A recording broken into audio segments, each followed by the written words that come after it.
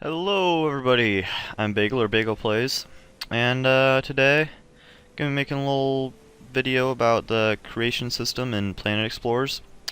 Um, this is gonna be more of just a basic overall thing, planning on doing more specific like how to make swords and guns and all those sorts of things later, but right now this is just gonna be kind of an overall, general, basic, how do you do stuff. So first of all, I'm just in the world right now. I'm actually in the build mode of the game. But to get to the creation system, you can also do it from the main menu. There's a little thing that says create. But if you just want to make it outside of the game. But if you go down to this little tank icon here, click on that, that'll take you into the creation system. And so once you're in here, they have a little tutorial thing here. It isn't the best. It's got some good stuff in here. Some of the hotkeys are actually kind of good to know.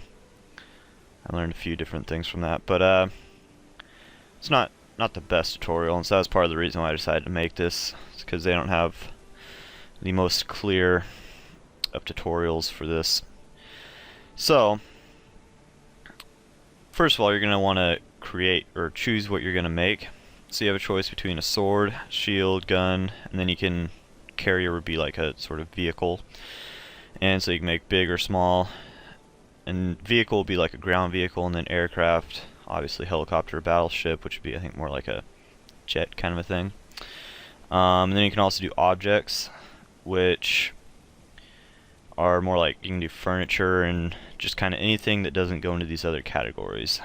I think that you can just kind of be like, alright, well, let's just put in there. Also, you can see there's fine, rough. Fine will give you kind of more detailed lines in there, whereas rough will be more like the regular one. So I'm just going to use sword for right now, just because it's the first one you see on there. So anyways, there's these different tabs on either side. You can actually collapse them if you press this little arrow down here. Do the same over here. Not a whole lot used to doing that, other than if you want to zoom in and like get a bigger picture of it. But yeah, so over here you have, this is where this is probably the most useful one, but there's a lot of useful stuff in this one too. There's the inspector tab, which I'll get to later, and then the statistics tab, which basically will give you the overall statistics of your items slash weapons slash whatever you're making, and also tell you, like right now I don't have any visible voxels or a hilt, which if you don't have those then it won't work, so you need to have those. Also up here you have a little thing that will control your view of everything. Also, if you're moving around and you get lost, you can just press R and it'll return to that view right there. Just something very useful, because I've had times where things have gotten really screwed up and then you just hit R and everything's back to normal. It's just wonderful. So first of all, we're just going to go over some basic controls here. So I'm just going to choose something and just drag it out. Okay, so first things first, to move the camera around, if you right click and drag, that'll sort of rotate it like this so you can get different angles. Scrolling in and out will zoom in and out, and if you hold this mouse wheel down and then move, then it'll move the camera around, and then left click will pretty much just control whatever item you're using. And then Control Z will undo, Control Y will redo. I think those are most of the main ones. Let's see if I missed any. Just go in here real quick. I'll get to those. So yeah, just get rid of all this stuff. Oh, and then also down here, you got this stuff. This will make a little something. This will undo. This will redo. This will delete whatever. Which I don't have anything selected. If I had like a part out here or something, and I had it selected, and that will delete it. Or I think if you had a selection, it'll delete that. This will save it. This is sort of like if you're using other programs, this would be like save, and I think this would be more like save as. And this is export, so that'll actually put it out into the game. And then over here we have laser grid, which if you check that, you'll see that it basically takes this grid and puts it on top of the object, which can be extremely useful at times. And if I just bring this out here, then if you check this hide parts tab, it'll hide the part. So anyways, let's get started with just the beginning here. Actually, let's just get rid of all of that. Let's just create a new one. So first parts tab is where you have all the parts. I know, pretty complicated. So for the sword, it's just the hilt.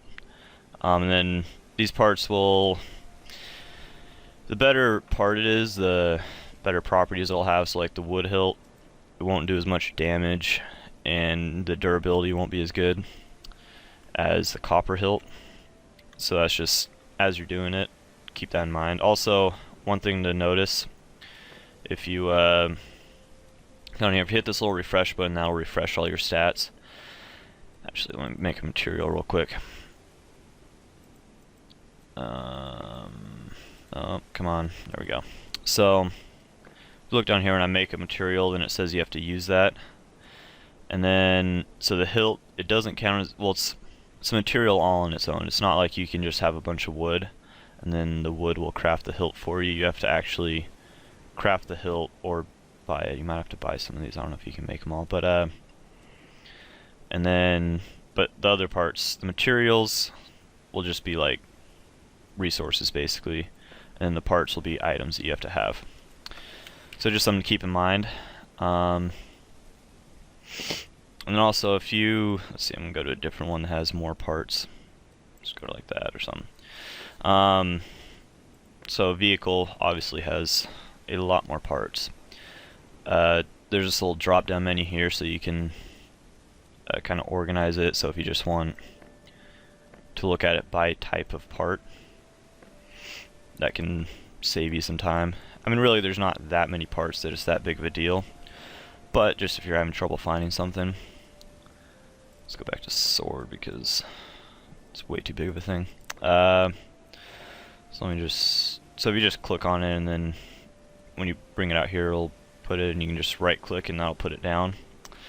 And then also when it's selected, to get rid of that, if you just right click, that'll get rid of the part, so then you just have the part that you put down. So once you select it, if you go to this inspector tab, you'll see that they're sort of like the position and rotation, so you can actually, there's a certain point you want it to be at, which actually for this one you might want to go like 0, 0, 0, hit apply, then actually that's not what I was saying I was going to do. Anyways, way to start it off.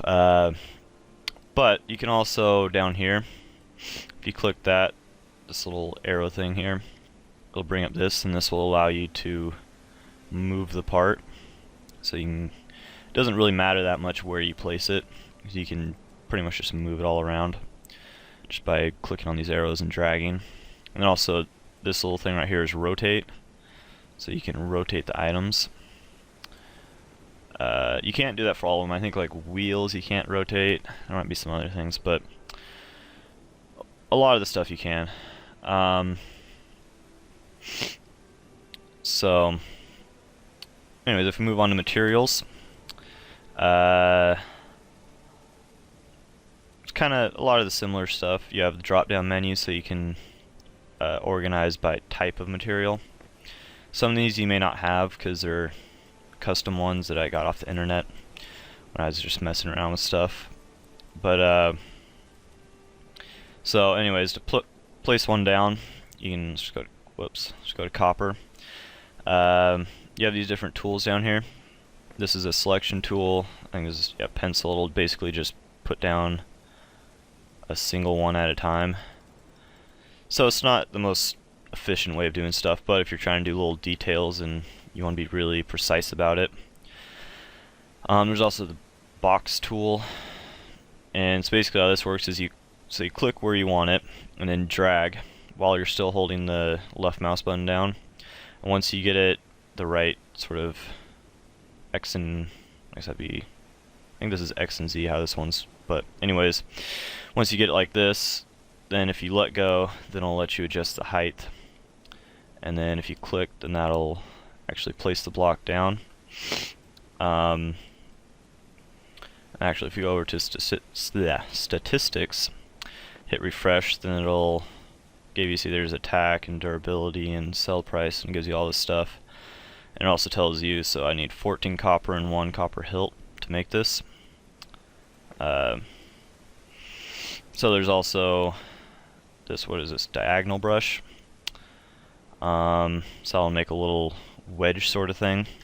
And also, if you notice, when I'm dragging it out, it says use tab to change direction. So if I just hit tab, it'll change the direction of it, and you can get it just how you want it. So that's actually really useful. I didn't notice that at first. It made my life a lot easier once I found that. So then sphere, cylinder, you know, pretty basic. This again has the tab thing. And then this one I think has, let's see, yeah, it has, you can use the arrows to just up and down. It'll adjust the like pointiness and direction of the point, I guess. And then once again, you can use tab to move it all around. So those are sort of the basic tools. Now, one other thing that's important is this little slider right here. This is the reference plane. And so basically, wherever that's at, that's kind of where the parts will be drawn. So if I just go to cube here, so you can like place some stuff down here and move it up, place stuff up here. Actually, that one didn't really work because it went underneath it, but so you can see it's putting it on that plane. And then actually once you have some blocks there, then you don't need it anymore. You can just put it directly onto the blocks. But that is something that you will need, because you can't even put it onto the placed parts. You have to put the reference plane there, which actually is kind of annoying sometimes because it's hard to get it like right at that spot sometimes. But anyways, so that's definitely something you'll need to keep in mind as you go about building stuff. Let's see. So I think that pretty much covers. Oh, also, should mention the type of material will influence the stats. So obviously, if you have a better type of material, then you'll have better stats over here. I don't know which one's the best, but anyways, it's kind of the same thing throughout the rest of the game. You know, better material, better tool. So actually, let's see. Let's just draw in. Let's get rid of that, and let's just draw in a box here, so I can show you this next part. Actually, I should show you this first. Selection tool. I didn't really go over this, did I?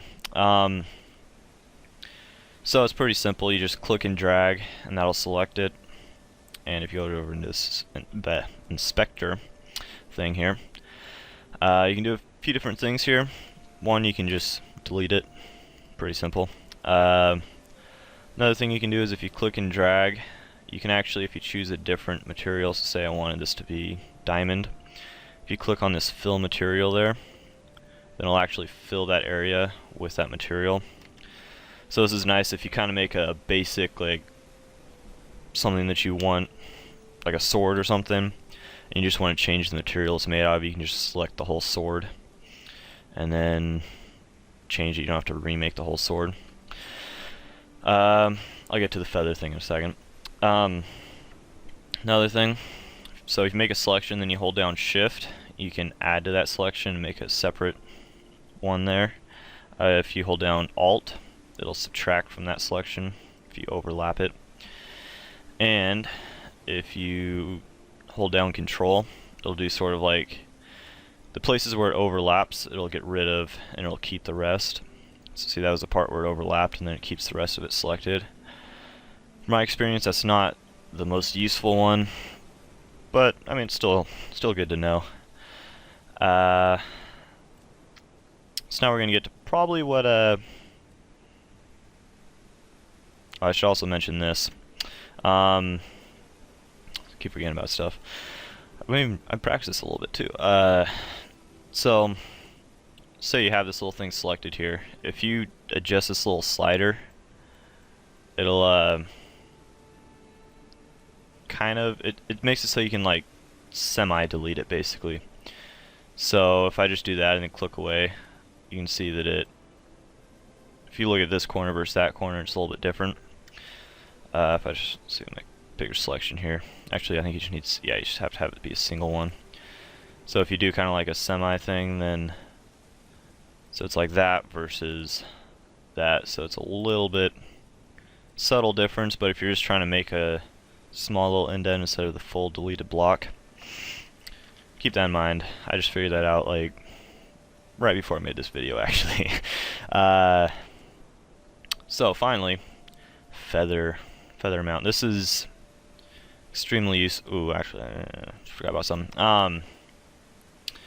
One more thing I forgot to mention. There's a lot to mention here. If you, while you're making a selection, if you're holding it down and you press the plus button, that'll increase the depth, and if you click minus, that'll decrease the depth. You can also use arrow keys. So if I just do it on the side here, whoops, I should probably hold that down. You can see it does it there. So now I'll select all of that. One thing to keep in mind is what face of the object you're on. So as you can see, this there's like the square up here versus here versus here, and they all have different selections. So just keep that in mind as you go about doing that. So yeah, now the feather. So this is an extremely useful tool. I'm just gonna put up there, and then so if you just click and drag, you'll see that there's sort of this gradient here. So basically this red is where it's gonna just totally get rid of it, and then it's blue, it's gonna barely delete it at all. So it's kind of like a little fade thing there. So if you hit delete, then and you see it's not just like a straight drop off, it's kind of smoothed out, which is very extremely useful in many different cases. And you can adjust how much that is. So if you just want a small little amount there, or if you want like 20, then you can just adjust that. You can also, if you check feather depth, basically what that will do is instead of, if you don't have that checked, it'll just be on a single plane. So like just this plane or just that plane, and it won't cut into the rest of it. But if you have feather depth selected, then if I just do that, it will go into all the different planes. If I just hit delete, then you see it goes into it more. It's not just like it's actually a good way to make a little half circle into something if you want it, but without that, it just sort of is an indent. It won't go past that one plane basically. And if you're not seeing this little box rectangle with a plus in the corner, if you just hit that, and it should appear. I guess that's like a little toggle thing there. So yeah, those are the basics. Also, one more thing I should mention: if you want to hit, or if you hit F, that'll zoom in on your cursor. Don't use that a whole lot, but something to keep in mind. So another useful thing about this selection tool is if I just select an area here, I'll keep I'll turn it off. Decisiveness, that's what it takes. So if I select an area like this and hold Shift and then press up, it'll actually add the add that selection. And you can actually use arrow keys to go to different sides. Keep in mind that it's relative, so if I face this way, like that's the up arrow key, and if I face this way, then that's the up arrow key. So it's kind of, don't let that mess you up. And then if you hit Alt, then that'll make it go down. So I don't actually use that all that much, but I could. I don't, but I could. Just gonna restart here because it's gonna be a huge pain to delete all that.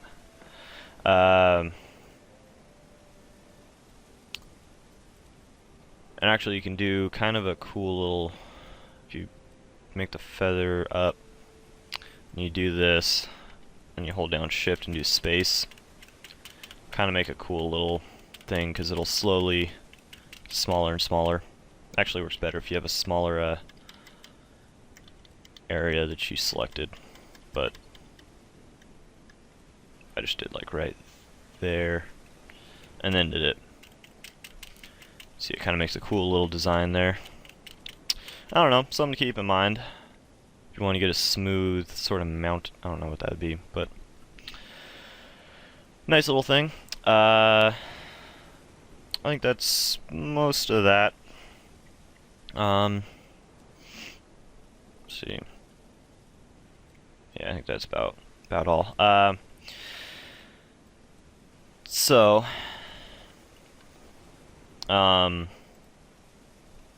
next one is paint, and this is so you can, I mean, add paint onto it. It's pretty simple. So if this is three different tools here. The selection tool, which is actually I'm gonna take the feathering off. Works exactly the same as the other one, except can you actually delete it? Yeah, you can still delete it from there. If you hit fill, then it'll just fill it. So this works good if you're trying to get like a sharp corner in there, kind of, and you don't want it to be all. If you don't trust the freedom of your hand painting, and that's a good way to go. You can turn up the feather amount, and then hit fill color, and it'll kind of do that same sort of thing. You can also do feather depth. So once again, it works. It's pretty much the same as the other one, just instead of deleting stuff, you're painting it, even though you can delete it from here. And you can also, if you fill that color, and then if I go like this, I could erase the color from there, so you can get spots with no color that way. And then you got the paintbrush. Pretty simple. Just make sure you're in this inspector tab, and you can change the radius, so like basically how big the brush is. The strength, turn that down. See, it's really light, and then if I turn it up, it makes it really dark. And actually, if you have the strength way down, if you keep going over it, it'll eventually kind of get up to that point. And then sharpness. If you turn the sharpness all the way up, it'll be just like a circle with very obvious edges. Turn it down, kind of fade out more. Pretty basic stuff if you know anything about this kind of, like, I don't know if it's really graphic design, but like the using Photoshop and those kinds of programs. And then also eraser. Same controls over here as the brush, except it gets rid of the paint. And then choosing a color, pretty standard. Choose the color. You can choose brightness and darkness and everything over here. You can also, if you want to just adjust a single color, you can just click on that color and drag, and that'll sort of adjust it. So if you want to get, if you know the exact values, it's actually a good way of, if you get like the perfect color, and then you go and you can like write down the percents, and then if you go and change your different color and then you mess up and you want to go back and paint again with that other color, then you can just change it to those exact percents. And then you can also change this ink versus paint thing. So basically, let's see, let's make it like that color. So this is paint, okay, and this is ink. Small difference, but I don't know the complete point of this, but basically the paint, from what I can tell, sort of just covers it and you can't see as much of the texture, and the ink will kind of keep the original look of it a little bit more, I guess. You can also have kind of a mixture so it's sort of somewhere in between. The ink also seems to be darker lots of times, for whatever reason. And I think I read somewhere that the ink was supposed to be more for details and doing a little, if you're making a little design or something, and paint's just for covering the whole entire thing. So, anyways, something to keep in mind there. By the way, sorry if I'm going really fast, but I'm trying to just kind of get through this. Once again, I'm going to be going and making other like swords and those sorts of things in another video.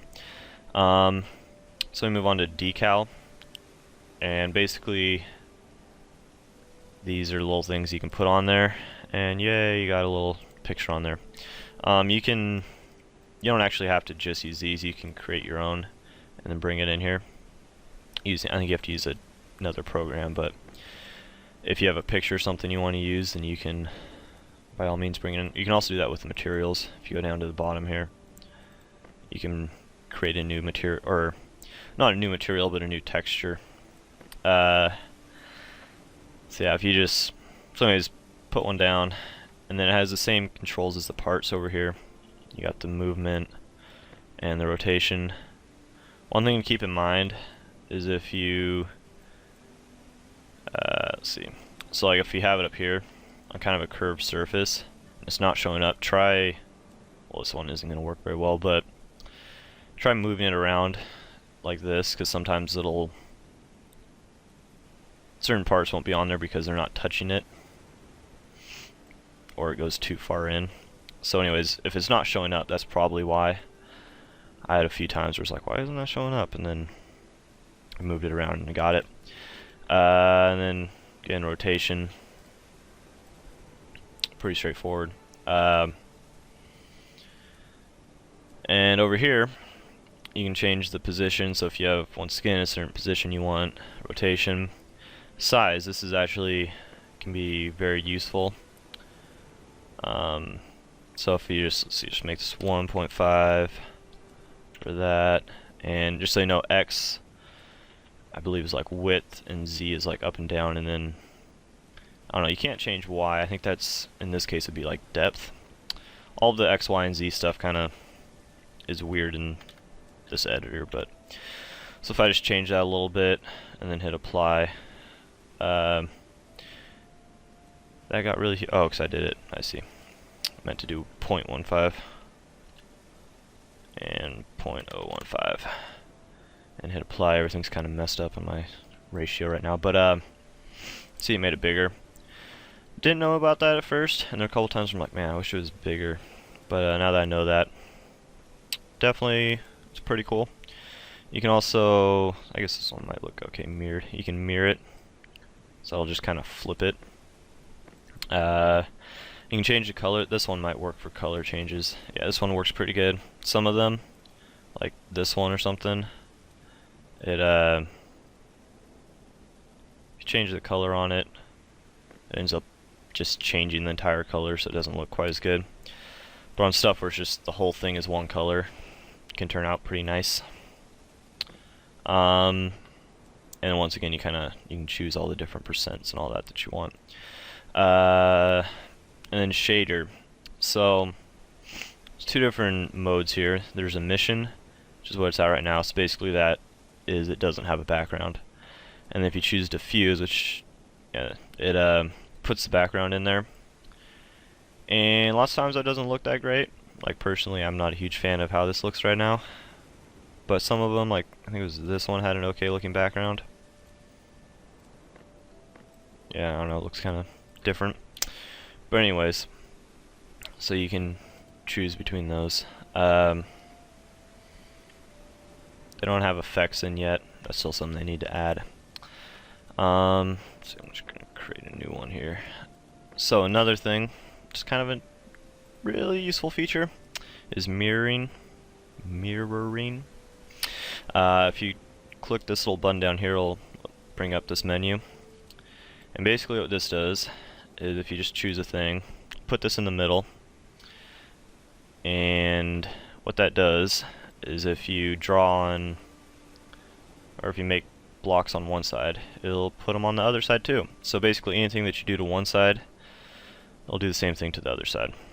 And you can do this on all the different, let's not do that, let's do that. The different, like X, Y, and Z and all that stuff. You can also have more than one going, so if I did like X and Z, then if I do one and one of them, it'll put in all four.